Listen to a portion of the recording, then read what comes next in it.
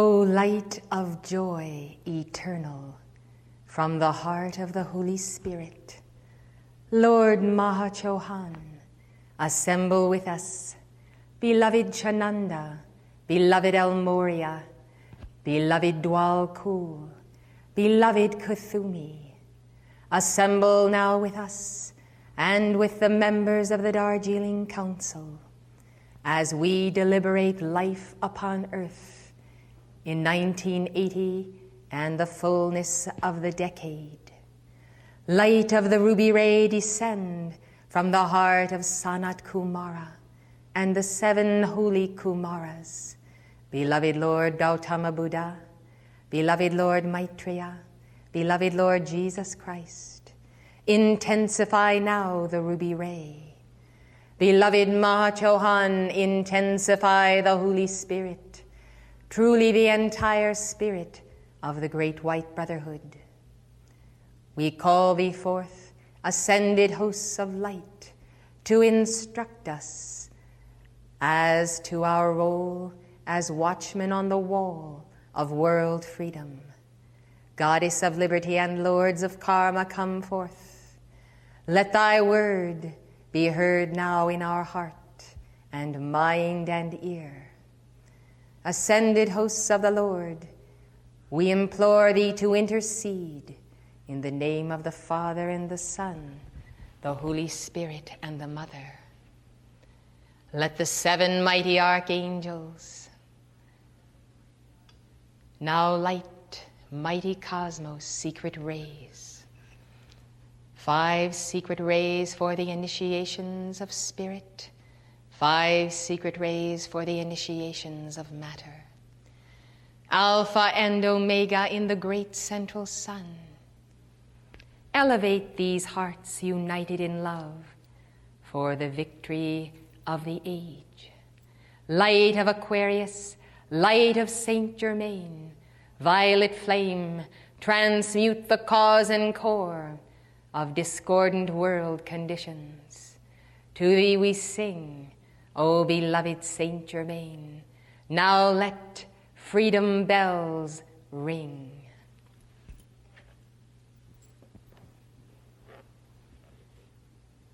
We welcome you to Harpstrings of Lemuria as we join together again our pursuit of the teachings of the Ascended Masters, of the memory of the Ancient of Days, to apply these to our very current personal and planetary crisis. This afternoon, our beloved Chananda of the Indian Council of the Great White Brotherhood has been invited by beloved Morya and Lord Gautama to speak to us concerning world conditions. Saint Germain expects keepers of the flame and all light bearers in every walk of life to be aware of and on top of personal and planetary conditions, community conditions,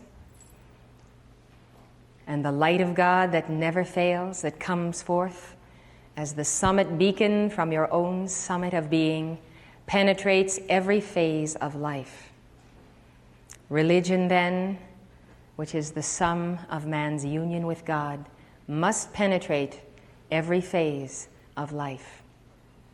Politics, economics, education, law, culture, music, art, science, the entire human institution. Beloved Chananda has come to us with an analysis of a very specific condition that is happening today. I have drawn his solutions that I'm going to read to you from pearls of wisdom that he dictated many years ago. They are very applicable to current crisis. Then he himself will address us. As we are to dip into his flame, we would like to sing to him, and I would like to tell you that he is a very familiar and personable Ascended Master. He heads the Indian Council of the Great White Brotherhood. He wears white and a white turban, very tall, majestic, and someone whom we all know very intimately.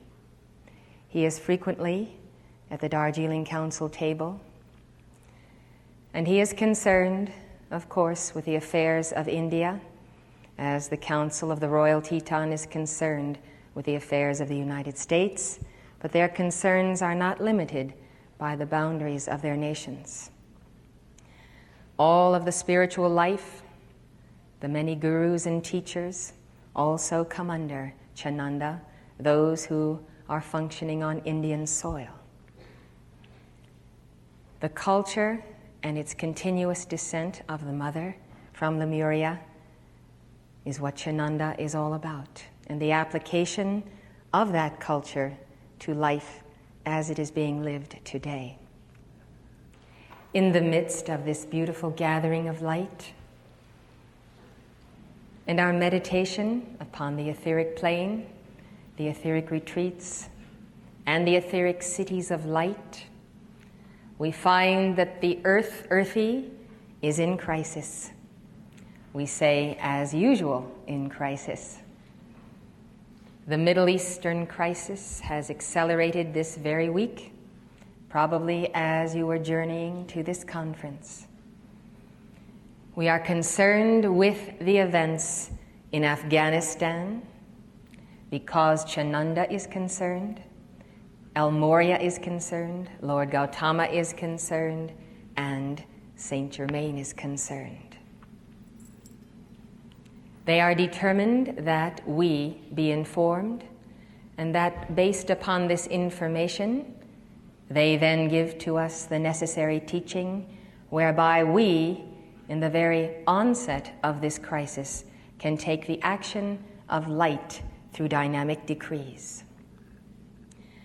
When you give general decrees to the violet flame, to beloved Estrella, and to Archangel Michael, you increase the planetary vibration of those masters and their consciousness. You increase the levels of joy, of truth, of Christ awareness by individual people and all who are attuned with those vibrations. When there are very specific conditions and problems, it is then that keepers of the flame come with very specific dynamic calls on those conditions. Our effort is always to encircle the cause and core of discord, of opposition to the light, to be non-partisan and non-political in the sense of not taking sides right or left, but to be aware of the total situation. We realize that the fallen ones who move in and among the people in all nations pursue a divide and conquer strategy, that they attempt to compartmentalize people into groups and factions, political systems, in nations themselves, and to destroy them by the very process of division. Nevertheless, in the midst of circumstances, by the Christ consciousness, there must be an exposure, first of all, of the principles of life and God and good and Christ, and of the principles of anti-life and anti-God and anti-good and anti-Christ. When we can understand by the standard of the Christ that the Great White Brotherhood gives to us what is real and what is unreal, then we must also determine those who have elected to embody the flame of reality and those who have determined to embody a non-flame of unreality. Then we need to understand that those who are vortices of discord and disturbance, degeneration in the world community, need to be encircled by Estrella. Archangel Michael needs our calls, that these individuals can be bound, as the Lord Christ taught us to do, so that they may no longer continue to disturb the world community. And so the intercession of Saint Germain's watchman on the wall of world freedom, demands that we must have a Christ discrimination, the ability to discriminate truth and error and light and darkness. But in the event that we may, at some point or another, align ourselves incorrectly, we know that the dynamic decrees encircling the conditions and the people involved release the light of God that consumes only unreality, that separates out concepts and people, that reveals to a greater extent to the entire world community what is acting. And so, because we call in the name of the mighty I Am Presence and the Christ Self, we have thereby asked God to enter in to our prayer and our dynamic decree, so that in asking, if we ask amiss, our prayers are adjudicated and adjusted by the Christ Self, who is the great discriminator of good and evil.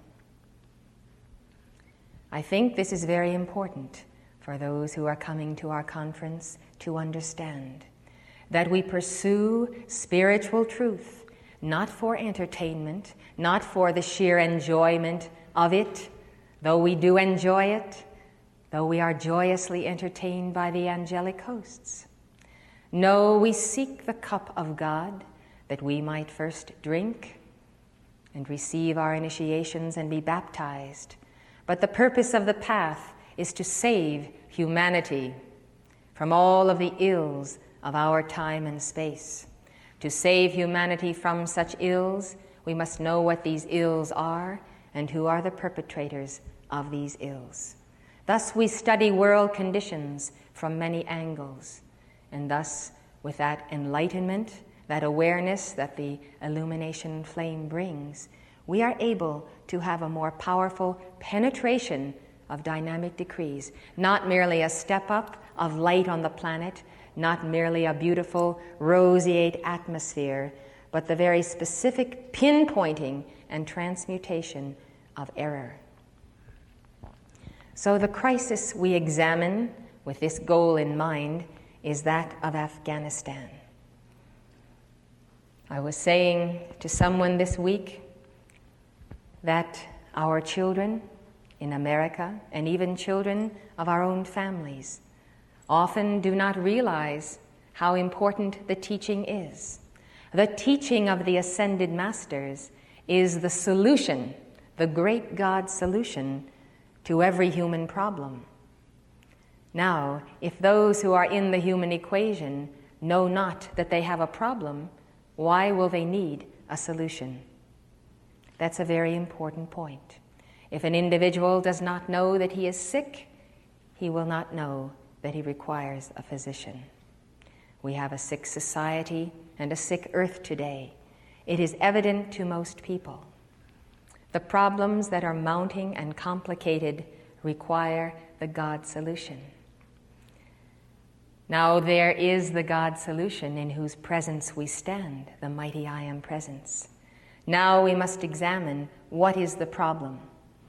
We will look at the problem of Afghanistan in order to know how and why we are applying specific points of the law as the solution.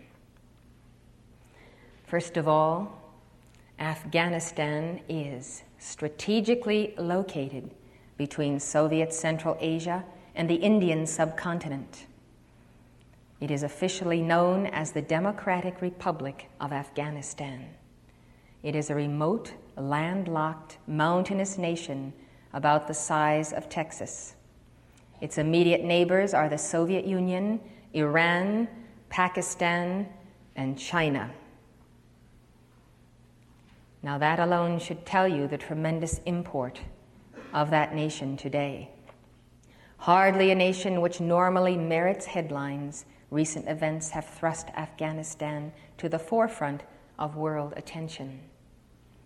On Thursday, December 27th, 1979, former Deputy Prime Minister Babrak Karmal staged a military coup during which he overthrew and executed Afghanistan's former president, Hafizullah Amin. This was the third coup in Afghanistan since 1978. All three coups were by pro-communist leftists. Each of these coups has led Afghanistan more firmly into Moscow's orbit. The last one was organized, engineered, and conducted by the Soviet Union itself. So this very week, 2 days after Christmas, there is the murder of the president of Afghanistan by a Marxist rival, backed by Soviets, and the coup is in full swing. Well, these things just don't suddenly happen. There is a background and a history to be aware of. Why is the Soviet Union interested in a mountainous, economically impoverished nation whose population of 20 million is so rebellious that it has gained the reputation of being the most ungovernable nation in the world? The answer is that Afghanistan is of great geopolitical importance. The major crossroads of Asia, north and south and east and west, pass through Afghanistan. Its control of the Khyber and Bolan passes has historically made it the gateway which links Russia with the Indian subcontinent and the Middle East with the Orient.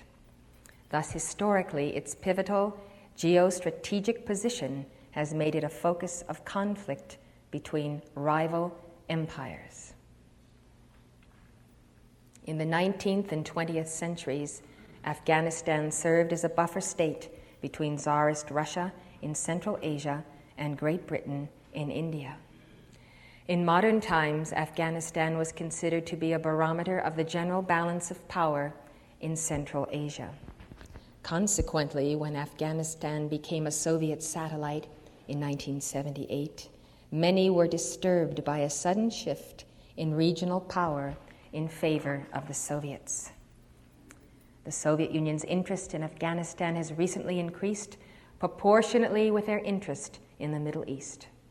The Soviet Union would like to control Iran and Saudi Arabia as a means of satisfying its own energy requirements and also as a means of denying oil to the energy-dependent West. Afghanistan forms a land bridge between the Soviet Union's southern province of Turkestan, where there are large Soviet military bases, and Iran and Pakistan. Pakistan, the Muslim nation bordering on India. And so you see, Afghanistan is only one state away from India. This is an open door in that direction. Over the past 10 years, the Soviet Union has spent $600 million building a modern highway across the Khyber Pass that connects the Soviet Union and Afghanistan. Presently, the road is used primarily by an occasional fruit peddler walking his donkeys back and forth between the two nations. Most observers consider it highly unlikely that the Soviets would have invested $600 million from their scarce resources in such a technically challenging feat to facilitate a trickle of trade between two nations. A more realistic explanation is that a modern highway across the pass will allow the Soviet Union to drive its armored columns into both Iran and Pakistan in one day. Hence, in the aftermath of the pro-Soviet coup of April 1978, Middle Easterners became aware that it was one part of a Soviet strategic move to encircle the Persian Gulf oil reserves in a giant pincher movement. The other pincher rising up from South Yemen, where the Soviets have their KGB, Residentura, and substantial military force. We need to draw a circle around the Middle East because the Soviet Union has drawn a circle around the Middle East. Moving into the African states, moving into South Yemen, into Ethiopia, they have determined to seize the Middle East, to control it, to control the mother's oil, to control energy, to manipulate that energy for the defeat of Western nations. This is a very serious crisis. It is even more serious because not until the Iranian crisis has the United States even lifted its head in objection or in challenge to growing planetary crisis. What we face as keepers of the flame today is the determination to support a strong policy in the Middle East in the face of this threat to take over the lifeline of our energy resources. These energy resources need only be our lifeline until, in the decade of the 80s, we put together our own independent energy system within this nation, which is entirely possible. But at the present moment, because of our own politics and our own energy policies, we are in a position, as you well know, of being very dependent upon the OPEC nations. These are primarily Muslim nations, with the exception of Venezuela, primarily Arabs, primarily laggard evolutions that have settled in the white chakra of the Middle East. Chananda, in his instruction, mentions the laggard evolutions. The term laggard refers to life waves who have lagged behind the acceleration of the Christ consciousness in their home planets. They have determined to maintain a status quo of materialism and not to accelerate into the higher octaves. They have not accepted the personal Christ, the personal I am presence, or the personal path of the transfiguration, the crucifixion, the resurrection, and the ascension. They have determined rather to continue the round of reincarnation, to enjoy the good life in matter, and therefore to control material life to their own ends. Therefore, they have a long history in other systems of worlds where they have come from at the control of material resources that are necessary to the control of political situations upon their planet home stars and to the control of the resources that they have to control in order to control the way life goes. So it is well known in the Darjeeling Council and in the Indian Council that the evolutions of Iran, Afghanistan, Saudi Arabia, South Yemen, these peoples in the entire Middle East, so many nations there, are laggard evolutions. They have settled there because it is the planetary force field of the mother chakra, the white light. And it is the mother chakra, the mother center, that governs life in matter or on earth. And it is the mother light that actually is the sacred fire behind the oil deposits that are found there. And so it would be natural among those evolutions who have long pursued the control of the abundant life of the mother for her children to settle in that geopolitical center of this planet, to place their roots there and to lay their claim to that landmass and those energy resources. Now, these laggard evolutions have come from the planet called Maldek, between Mars and Jupiter. You'll note the asteroid belt that was destroyed in their playing around with nuclear energy. It is the record in the solar system of what can happen when individuals are not governed by love.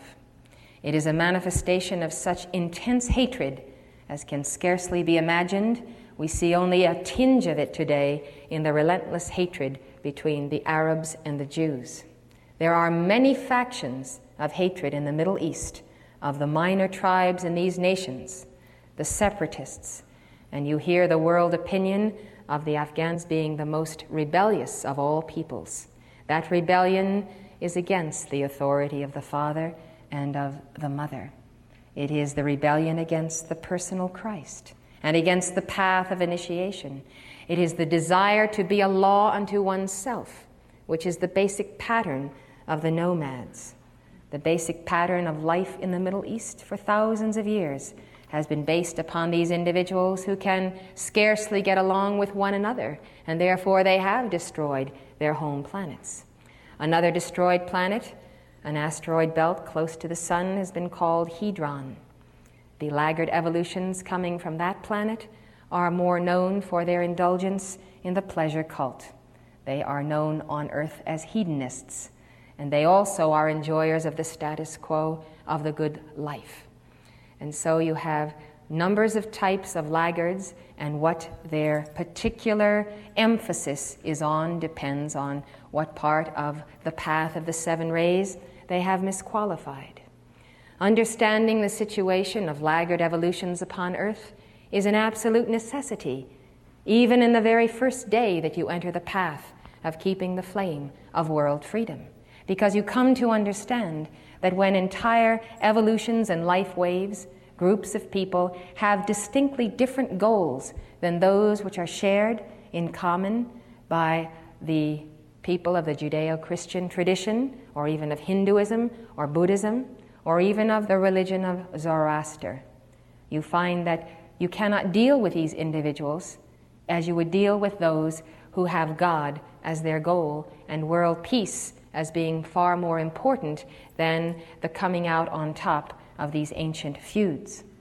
The feuds in the Middle East are ancient. They go back to their own planetary bodies. So attached are they to these feuds that they become more important than life itself. In other words, they would rather die than give in. And this is what you find in the Middle East, people ready to die for the cause of a holy war, and very much the puppets of their false gurus who have come with them from their destroyed planets. So many, many evolutions ago, the earth was host to this laggard life wave. And they came to be given a final opportunity to learn to love the Lord Christ, the Prince of Peace, both in the Lord Jesus and finally and ultimately in his revelation of the personal Christ self. Now you understand why the Lord Jesus Christ went to the Middle East on his mission, because he came to save that which was lost, the laggard evolutions. And in and among them there embodied the true people of light, who've been called the Israelites, the seed of Abraham, of the Ancient of Days, in and among them. And those who did not intermarry with the laggards have continued to carry the flame of the Ancient of Days unto the present hour. The dispersal of those children of the light, as well as of the laggard evolutions mixed in and among them through Babylon and Assyria, resulted in the loss of the line or the lineage of their descent. We find them reappearing and reincarnating again. And Sanat Kumara is speaking in his Pearls of Wisdom about the seed of Joseph, Ephraim and Manasseh, reincarnated in the British Isles. So today, what we must not do is stereotype any peoples. Many light bearers and angelic hosts have volunteered to embody in these laggard nations, not merely the Lord Jesus Christ and those who followed him. And so, coming in their very races and among these people are those of light, teachers, philosophers, great leaders, and we see them emerging here and there. And so you can never say that all people of this or that type or this or that nation are of this particular persuasion or are laggards. We say in general the Middle East is populated by laggard evolutions. But among them are beautiful souls of light, those who do love light, do love the Lord, and if they would be listened to by those whom they came to teach, the Middle East would not be in the crisis it is in today. So your Christ discrimination must always give to you the awareness of who is who, and this awareness that the Middle East is the center of laggard evolutions is only for our understanding of how to decree about the problem. Sanat Kumara has told us in the Pearls about an astral group of souls on the astral plane called laggards against the light. And some of these are also in embodiment, about a group of laggards who have sworn enmity against the Christ and against the light and the teaching. So we know that there are very entrenched laggards, and we know that there are those who, by the very process of having been embodied upon earth and received the light of the avatars, have actually advanced and made progress in their continuing incarnations.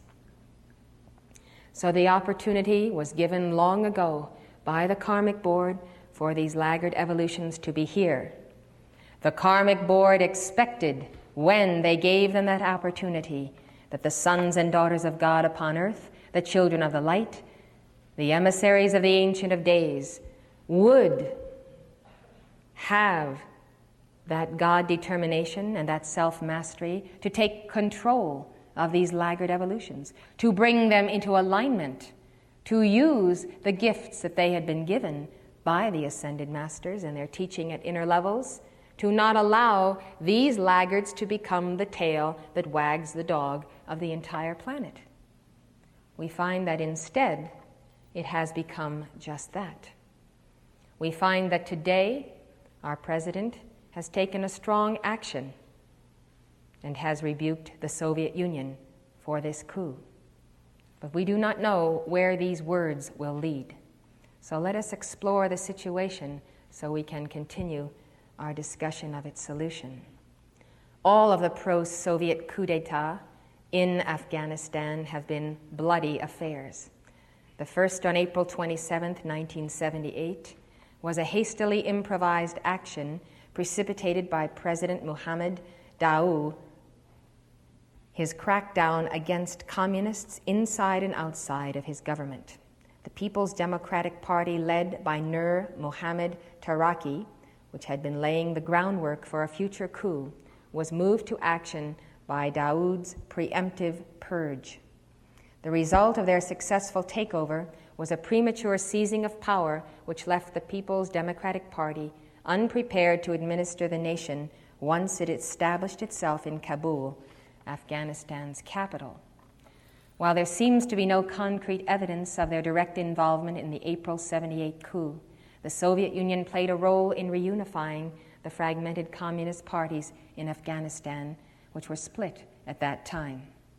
The Soviet Union offered to ordain Taraki as the leader of a unified communist party if he could reach a conciliation between his own Khalq party with the Parcham faction. You have the Khalqs and the Parchams.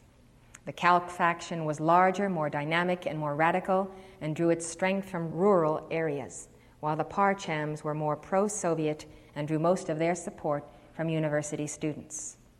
I would point out to you that these are ancient laggard groups with ancient rivalries, which they have brought with them century after century. It is difficult for us to understand how people can retain within the force field of their identity these age-old hatreds. But believe me, it is so. I have worked with, at the United Nations, peoples from these various nations and from their governments, and I have found them to be absolutely intransigent.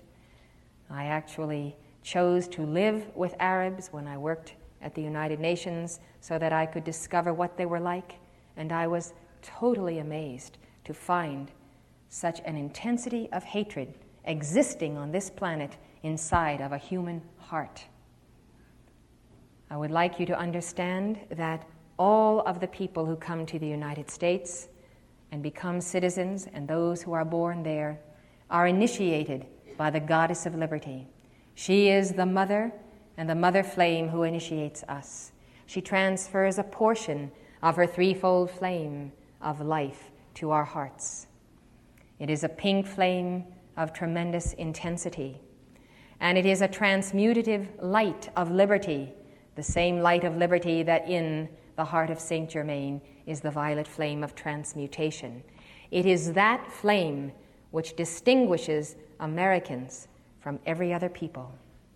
This is why America can be the melting pot, why there are not factions and divisions and separations except those artificially contrived by the fallen ones promoting prejudice of every kind. America is a spirit of unity by the grace of the flame of the Goddess of Liberty.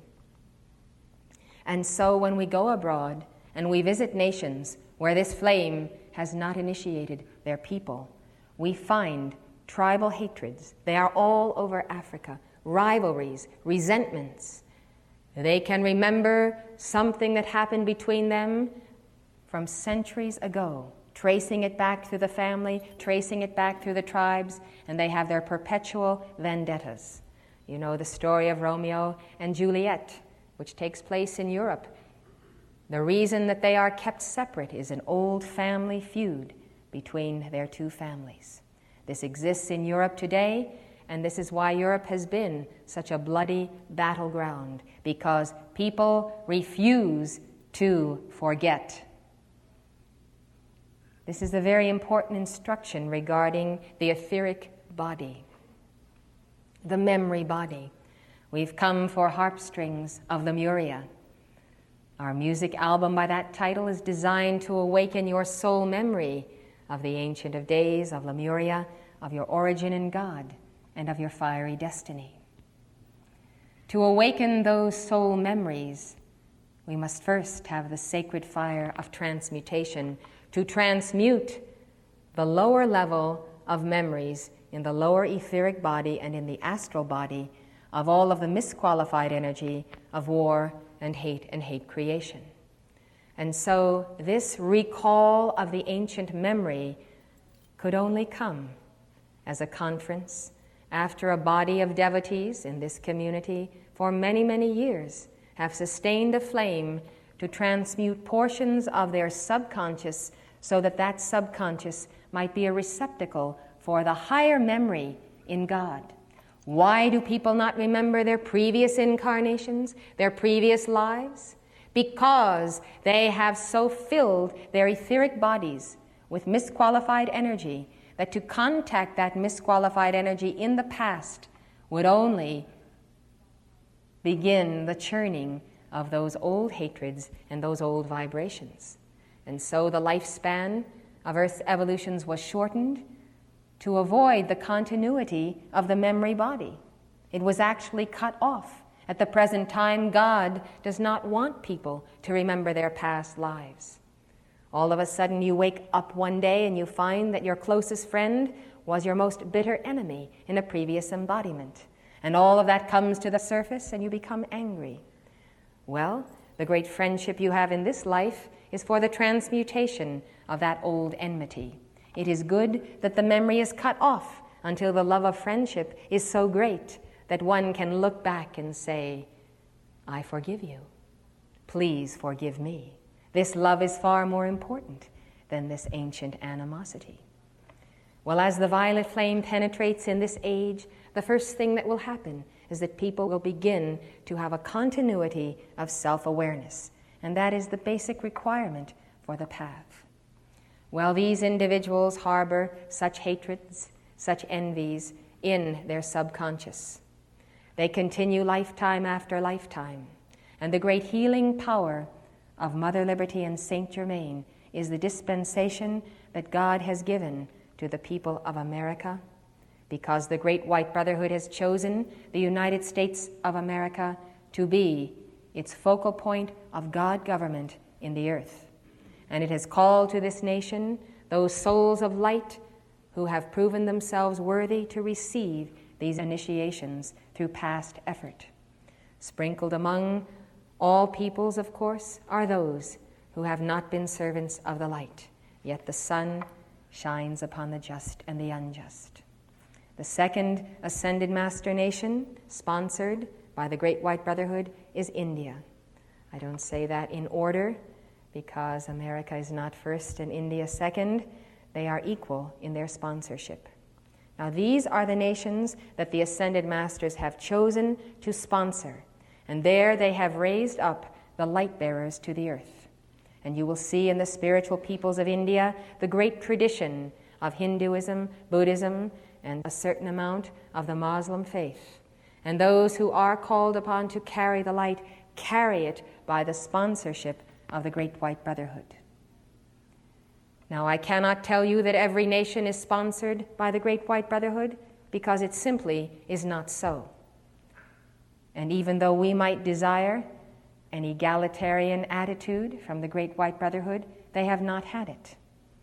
The nations of the earth have rebelled against Saint Germain again and again, and against the efforts of the Brotherhood to intervene. And so where there is not a certain quotient of people of light in a given nation that can hold a chalice, the Ascended Masters do not sponsor that nation. That does not mean that they do not sponsor individuals within those nations. It does not mean that they do not work with members of their governments, because they do. They work with members of the governments of those nations who will work with them. And so they are attempting to bring all nations to the level where they can be individually and personally sponsored. But until enough initiates and chelas of the sacred fire rise up, those nations do not enjoy that sponsorship. Now, getting on with this feud between the Kalks and the Parchams, which led to our discussion on these ancient animosities, we see that Taraki, after coming to power, supported by the Soviets, imported Soviet ideological doctrine carefully camouflaged with semantic fig leaves in an effort to avoid needlessly antagonizing the entrenched power of the Muslim clergy. Nevertheless, the doctrinaire Kalkis strode arrogantly into the countryside, rigidly imposing a Soviet model for development which failed to take into consideration the socio-political realities of Afghanistan's semi-feudal, strongly religious, tribal 17th century atmosphere. This is the entire challenge of the Middle East, of bringing the people and their culture to the levels of modern civilization. The Shah of Iran took upon himself that challenge, attempted to accelerate the people to the 20th century. They rebelled against him, and so you see what has occurred.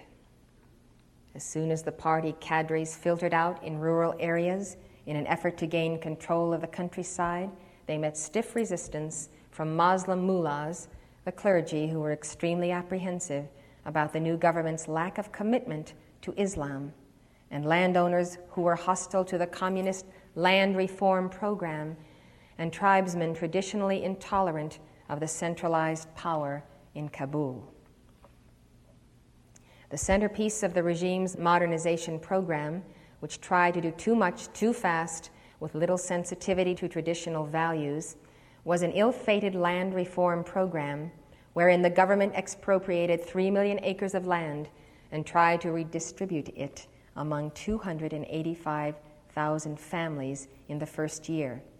The net effect of their efforts was that Afghanistan, which had been self-sufficient in grain in 1973, declined so rapidly in grain production that they are now forced to import an anticipated 500,000 tons of wheat this year, mostly from the Soviet Union, who no doubt is selling them wheat at a profit that it buys from Canada and the United States, because it cannot raise enough wheat for its people either under this communist system and the land reform. The land reform campaign simply wouldn't work. Much land went uncultivated because there was confusion about who owned it. Peasants frequently refused to accept the land because under Islamic law, the recipient is required to compensate the former owner for receipt of land. The Taraki regime increasingly resorted to Stalinist methods of repression in order to overcome popular resistance to its extremely harsh social engineering projects, mostly under the influence of its then number 2 man, Hafizullah Amin. In order to intimidate its opponents, the Taraki regime resorted to military force. This backfired, provoking a widespread, determined armed resistance which eroded the communist regime's power, drained its resources, and increased its dependence upon the Soviet Union. From April 1978 to the present, at least 3,000 political prisoners were executed and many were imprisoned, including the wives and children of political prisoners. At least 100,000 civilians have been killed in a civil war that sprang up as a result of communist activities. 100,000 civilians. You see what an insidious force Marxism is. It can trigger these ancient rivalries and hatreds until the people themselves are killing off one another by the divide and conquer tactics of the fallen ones coming through the Soviet Union, sowing the seeds of unrest in a very fertile soil of their subconscious. Preserving the tradition of communist takeovers, the new government sought to control or stamp out the educated elites, military officers, teachers, civil servants, and businessmen. According to Amnesty International, these groups were especially singled out for the widespread torture and mass execution. Communist takeover in every nation has gone after the light bearers in a very cult of Satan itself. The shedding of the blood of light bearers has been the means to the actual continuation of the communist machine nation by nation. And the light bearers are those who are the leaders, and they are those who oppose the oncoming collectivism of the totalitarian communist movement. The Afghan mullahs were antagonized on two fronts. Many were landowners who saw their estates broken up.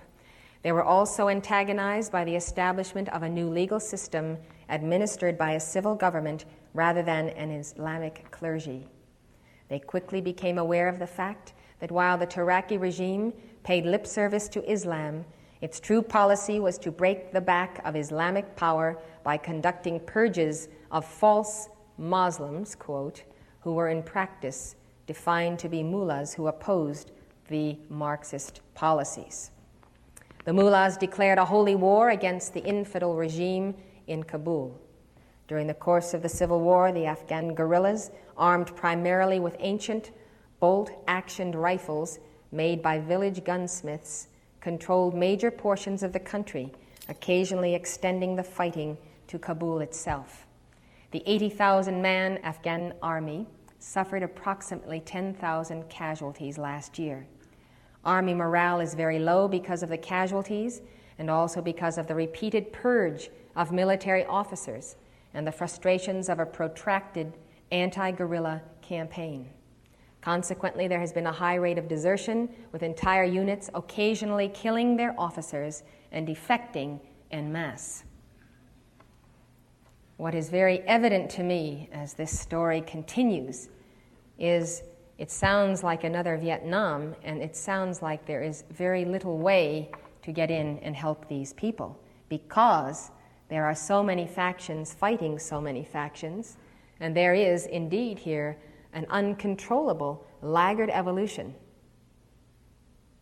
The Afghan armies were composed of conscripts taken in disproportionate numbers from the ethnic minorities, such as the Uzbeks and Turkmens, minority groups which also happen to be in the forefront of the revolt.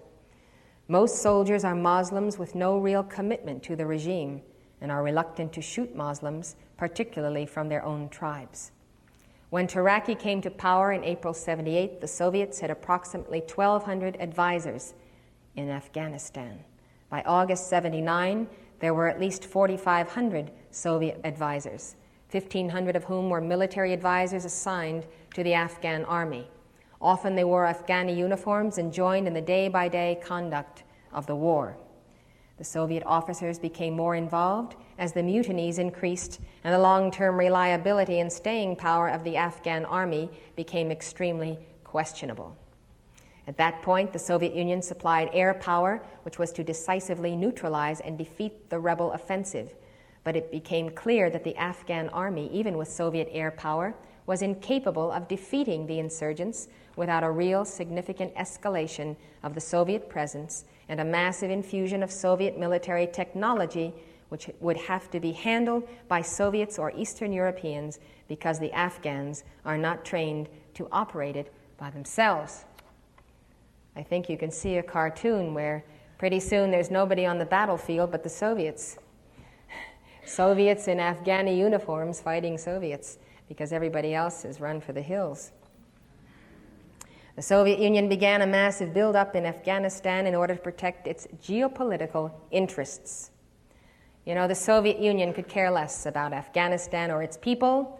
It promotes the propaganda of doing all this good for the people, redistribution of land back to the people, etc. But it's the same old story of the fallen ones. They chew you up and they spit you out. And that is true of the devil when he determines to destroy an individual. It's true of the fallen ones when they are determined to destroy a nation. The Soviet Union is today using Afghanistan. It doesn't want it, it wants to get through it to conquer the Middle East. So the Soviet Union has begun this massive buildup in order to protect its geopolitical interests. The magnitude of the Soviet effort has increased. 400 Soviet personnel were reported to have taken complete control of the Bargam airport, 40 miles from Kabul, in order to facilitate the flow of material which began arriving in a seemingly endless procession of giant Antonov transport planes laden with Soviet weapons earmarked for Afghanistan. April 1979, the pace of the Soviet supply effort quickened after a high-level military mission led by General Alexei Yepeshev, chief political commissar of the Soviet Armed Forces, and also a key figure in the 1968 Soviet invasion of Czechoslovakia. He arrived in Afghanistan to survey the situation. Immediately after Yepeshev's visit, the Soviet Union sent over 100 T-62 tanks, the newest Russian helicopter gunships, the most modern rockets, MiG-16 and MiG-21 fighters, and a number of bombers. In October of this year, Turaki was overthrown by Hafizullah Amin. Amin, who is referred to by Amnesty International as the reincarnation of Joseph Stalin because of his barbaric organizational methods and widespread torture and murder, staged a coup killing Turaki. Even though Amin may have been more pro-Moscow than Turaki, and even though Brezhnev and Kosygin sent congratulatory telegrams to him, Soviet leaders were probably less happy about his seizing the reins of power than they pretended to be. At that time, despite the massive military buildup, the Soviet Union was seeking a political solution to the problem of guerrilla warfare rather than merely a military solution. There was never any question whether or not the Soviet Union would abandon its drive to control Afghanistan. The civil war was extremely bitter. At one point, 2,000 defecting troops went on a rampage during which hundreds of party officials and at least 20 Soviet advisors and their families were killed. In response, Kabul ordered an all-out attack using Soviet helicopter gunships and jets, which left some 20,000 Afghans dead in the streets. Whereas this crushed the riot, it reinforced the tribesmen's conviction that the regime was merely an atheistic puppet of the Soviet Union. Under Amin, the civil war grew even more bitter. What disturbed the Soviet Union most was the fact that Amin had totally lost all of his popular support in Afghanistan. Furthermore, his Khalq faction was equally unpopular. Consequently, any chance for a political solution while Amin was in office was impossible. The Soviet Union was pursuing a dual policy of a military buildup, but was still holding out for a political solution. They sought to keep from having to directly engage themselves in battle in an Islamic country, especially where the chances of winning were marginal. True, the military power of the Soviet Union is so great vis-a-vis Afghanistan that if the Soviets made a concerted effort, no doubt they could win. Nevertheless, it would not be easy. Many are of the opinion that Afghanistan is the Soviet Union's Vietnam.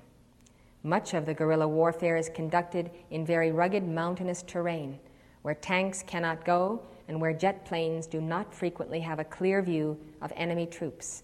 Hence, it will be difficult for them to defeat the guerrillas. The old Afghan folk expression, "king for 2 days," proved to be an accurate bellwether of Afghan politics. The Soviet Union determined to get rid of Amin. The Soviet Union assisted former Deputy Prime Minister Babrak Karmal of the opposing Parcham Party, who had been exiled in Czechoslovakia, to stage a coup wherein Amin was overthrown and executed. Details are not clear, but there was fighting in the streets of Kabul during the coup, and Soviet troops were involved. Although nothing of substance had really changed, the new regime immediately appealed to the Muslim clergymen to end the insurrection. Concurrent with this latest coup this week, on December 27th, Thursday, there has been a massive Soviet troop buildup in Afghanistan. The State Department reports there are now more than 10,000 Soviet combat troops in Afghanistan. Other observers believe there are many more. In either case, there are 50,000 Soviet troops massed along the Soviet-Afghanistan border, poised to move in. And they can move in very quickly over their $600 million highway. The Soviet Union is seeking to blame all the past difficulties on the bloody apparatus of Amin, quote, which Soviet news agency TASS says the new leader of the Afghan people has destroyed.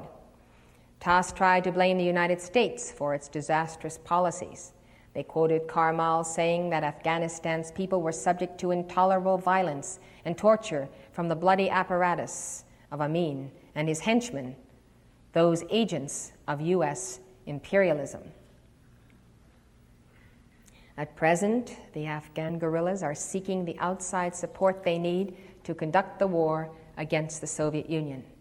Most observers believe that the outcome of the struggle depends upon United States resolve, whether or not the United States has the will to check the Soviets by giving the Afghan guerrillas the diplomatic, media, and military assistance that they need to stave off the Soviets.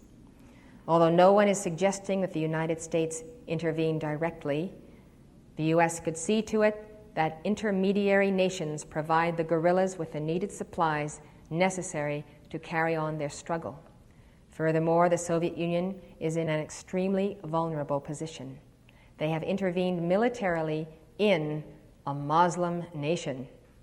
If this were properly communicated by radio broadcasts to Muslim nations in the Middle East and to the Soviet Union's Muslim republics, which border Iran and Afghanistan, they are on the south, and there are millions of Muslims in the Soviet Union. If what is happening now in Afghanistan were communicated by radio broadcasts, it could create a cataclysmic backlash both within the Soviet Union and the Middle East. This alone could slow down or considerably frustrate Soviet plans for regional or world takeover. Today's lead story in the LA Times suggests that this is the course of action that the United States may take. The Carter administration does not have a track record of directly confronting the Soviet Union in this way, however, and the present administration has been taking a very low profile on their propaganda offensives against the Soviets. In this case, the United States need only tell the truth about Soviet behavior, and the volatile Muslims will do the rest. Those who have examined this geopolitical situation in the Middle East and even the internal problems of the Soviet Union consider the Muslim peoples the greatest threat to Marxism and to the Soviet Union, although it is certainly more than rumored that the Ayatollah Khomeini is backed by the communists. But of course, they back whom they will, they use whom they will to get their foot in the door and then to take over and to destroy. But as a whole, the Muslims are anti-communist because the communists are atheists and because they have very strong ties to one another as brothers. All Muslims are brothers. They are one in their faith. They pray 5 times a day. They draw strength from that prayer. They represent a force that has to be reckoned with by the Soviet Union. Now, the Soviet Union has displayed military behavior of the boldest sort in the Afghan affair. In Angola, they intervened with Cuban troops. In Ethiopia, their participation was more direct. Soviet military advisors worked so closely with Ethiopian troops that there were a large number of Soviet casualties. In this case, the Soviets are directly intervening, which indicates that the reward for keeping their entry route into the Middle East open is more important to them than the consequences they might suffer either through propaganda or a military defeat. Should the Soviets be defeated in Afghanistan, a strong possibility if the U.S. works to defeat communism there, it would do much to shatter their image of invincibility, which they have gained as a result of their steady expansion in the face of U.S. retrenchment. Furthermore, the Soviets seem to be so confident of their military power, which they expect to exploit more fully in the early part of the next decade, that they are willing to forego the SALT II treaty, whose ratification becomes more doubtful in light of Soviet military action. And they are willing to weather the bad publicity they might receive in order to see to it that the military route to the Middle East remains open to their tanks and armored columns.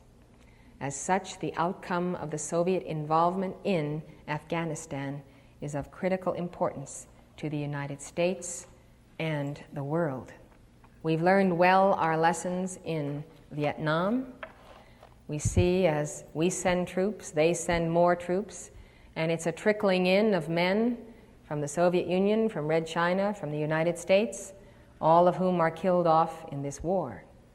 And so I, for one, cannot see any reason why the United States should intervene directly, militarily, in Afghanistan.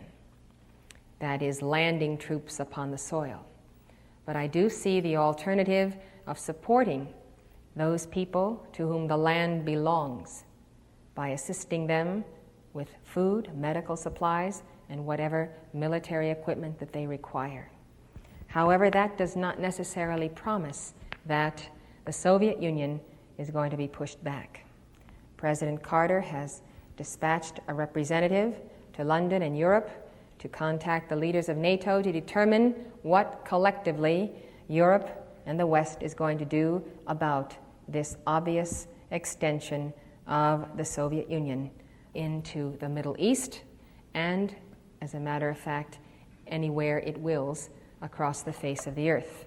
You can see the pattern that they introduce communism and Marxism through their agents, through training students in the universities. These nationals come to power. The Soviet Union backs the political party that's in power. If it doesn't quite make it, it stages coups. If it still is faltering, it brings in troops. If this is allowed to go on in Afghanistan, it will be repeated nation by nation through Africa, the Middle East, South America, until all that is left of the flame of freedom will be Europe, the United States and Canada, Japan, perhaps Australia, and India. So it's a very serious matter. The United Nations decided the military maneuvers of the United States in Vietnam, with the Soviet Union having veto power and its generals being made aware of all of our military plans before they were approved by the UN. Our men fought under the UN. They died under the UN because the UN is controlled by the Soviet Union today in the Security Council, where they have their veto power. So since the United States is determined through the Carter administration to get UN permission for every move it makes, now seeking to get sanctions and hoping that the Soviet Union will not veto that, which the Soviet Union has implied it would do, we realize that the United States does not seem to have in the person of President Carter an individual who has the courage to act as an individual. The United Nations is a place where people come from all over. There are more representatives of laggard nations in the UN than there are people of light. With the United Nations, our government, sponsored by the Great White Brotherhood, has placed itself, therefore, at the mercy of those who do not have the interests of freedom and liberty and peace at heart. And so, though it provides a window upon the motives of the individuals representing their nations, it does little to further the real flame of world peace, but it furthers the ends of the Soviet Union and its member nations. So the United Nations, which was, in its inception, a communist design for world takeover, is not the ascended master solution to world freedom or to world peace. And yet, the ascended masters have not decreed that the United Nations should be dismantled because of this very point. They feel that its very presence and the actions of those who come there will give finally the revelation to the world and to the American people that these ones are not capable of deliberating that peace. This was very evident to me as I was at the UN in a position to come to know these delegates personally at a social level and at a professional level. And I found them not to be those instruments of the Prince of Peace, but they were one world people in the sense of the control of peoples and nations in the game of international power politics.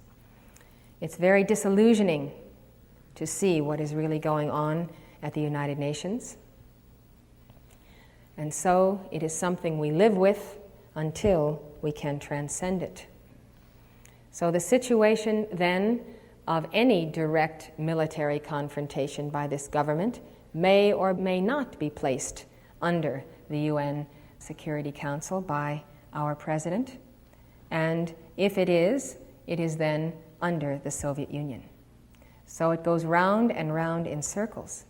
And if the United States is not going to win a war, it has no business getting into a war. And that is what happened in Vietnam. It wasn't there to win, it was there to be a puppet of the UN, and really the goal of the UN, i.e. the Soviet Union, was to defeat the United States. And so that is exactly what happened. And unless we change our modus operandi in war and in peace, we might as well not even begin. So what is before us in this situation is the determination to invoke the light that will literally pump so much light and God consciousness into the light bearers of America that we will be free from this sham of the UN and from this attempt to first unite with our so-called allies in these situations and to recognize that a nation under God, sponsored by the Great White Brotherhood, must be responsive to the Great White Brotherhood rather than to its enemies. It's a very difficult situation.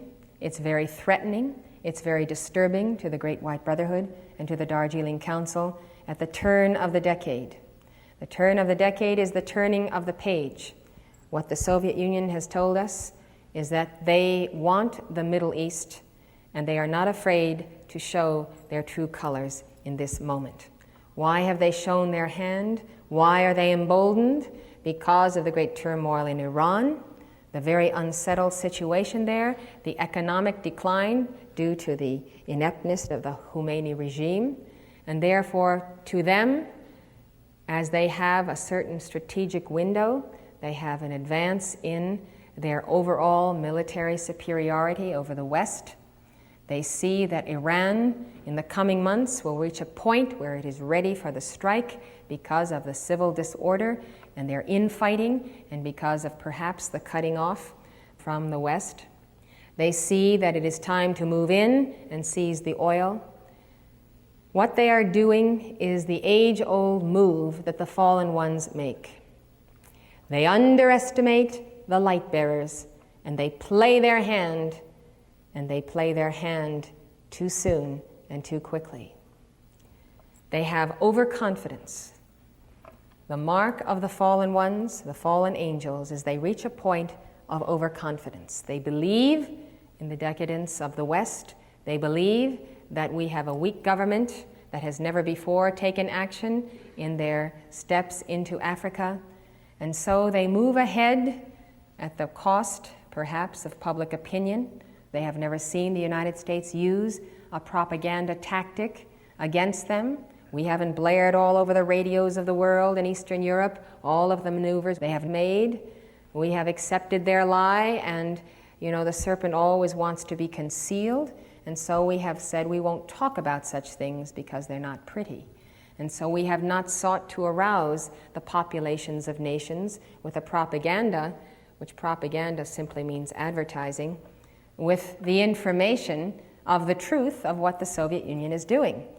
The Muslim population in the Soviet Union, no doubt, is not aware that its Muslim brothers in Afghanistan are under this extreme duress. So with the proper use of communication, satellite, radio, our information to these peoples could cause them to rise up and overthrow the Soviets. And that defeat by the Muslims of the entire Middle East, of the Soviets in Afghanistan, would be a critical psychological blow to the Soviet Union, who until now considers itself unopposed and undefeated in its worldwide expansion. As you know, one of the people who are most angry at the moves of the Soviet Union are the Red Chinese themselves. They are very angry over the expansion of the Soviets throughout the world. So what move they will play in this affair is yet to be seen. We have been told that Cyclopea is the sponsor of Winter Quarter of Summit University, but we've also heard that in the eye of Cyclopea is the decade of the 80s. The Elohim of Cyclopea has a very penetrating energy of the emerald ray. We are grateful to be able to invoke Cyclopea in communications, in the media, in journalism, in television, for the truth to reach the people, for the error to be exposed. The people do not know that they should be aroused. They do not know that they should be excited because of what is fed to us on the nightly television sets. If what we receive here is nothing better than the soup fed in the concentration camps, and that is what I deem the evening news in the United States, it's a watered-down soup. If that's what we get, you can imagine what the peoples of these countries get. And furthermore, there's a massive propaganda campaign in Iran and Afghanistan by the Soviets of anti-Americanism. And the hatred is intense. That propaganda has gone on in Red China for years and years. Name-calling of the United States, talking about all of the terrible things that go on here, showing of the worst types of movies representative of Hollywood, the gangster-type movies, so that these third world nations have a very, very low image of what America is today. We have made some use of film and Radio Free Europe and the Voice of America and so forth, but we have not done nearly enough. So first and foremost, Chananda is telling us that we must give our invocations in this conference for the ray of truth of Cyclopea to be upon the people of Afghanistan, that they might see who is the adversary, that those who have been led to become communists realize that these are fallen ones with their divide and conquer tactics and their death culture, murdering their people and seizing their power. Second, the world needs an immense quantity of violet flame. The violet flame into the Middle East is designed to soften and transmute these age-old hatreds and these vendettas. They are not invoking the violet flame, we must invoke it. Whether or not you have compassion for the laggards who have rejected God for eons, remember, they are about to destroy the platform of evolution of this planet as a whole. And like it or not, we've got to invoke the violet flame for them so that they can begin to feel the flame of love and unite, at least within their own nations, against the encroachment of the Soviet Union. Now, the propaganda against U.S. imperialism has been going on for years and years. U.S. imperialism is the extension of international capitalist corporations into these nations to the extent of gradually controlling their economies. Oil companies, various technology companies of all sorts. And these corporations have come to be greatly resented. However, their presence in many areas has been highly constructive. But nevertheless, it is the standard line. And so it is part of the international capitalist communist conspiracy. All American people today are blamed for these corporations and for whatever they have done. And so all of these populations are in a frenzy, as you see in Iran every night on the television set, against the United States. And so if you're against the United States, you're going to accept a helping hand from the Soviet Union. This strategy they have built for years and years and years of indoctrination. And of course, those who have been the selfish capitalists and the power elite, the internationalists who are not loyal to America or to freedom or to Saint Germain, they have given a very bad image and they have abused these nations. And so the American people are blamed for what the power elite have done in our name. And this is why there is such hatred abroad in the land, such anti-Americanism, and this very propaganda is what could trigger the all-out Third World War or Fourth World War, if you accept that the Third World War has already been fought and lost by the West, as Solzhenitsyn has said. The point is the absence of communication, the keeping of the people in ignorance, is putting us in the most dire condition today. We have talked about the media and the image they have portrayed of our own organization, making the people entirely ignorant of what is the true path that is presented here. The media is omnipotent. It can take any subject, distill it, and present it to the people, and that is what they are fed, and they have no other source of information. We have a controlled media in the United States. You have seen coming to the fore in recent months all kinds of new stations, and through satellite they expect in this decade the coming of many, many independent stations that will finally defeat the monopoly of CBS, NBC, and ABC.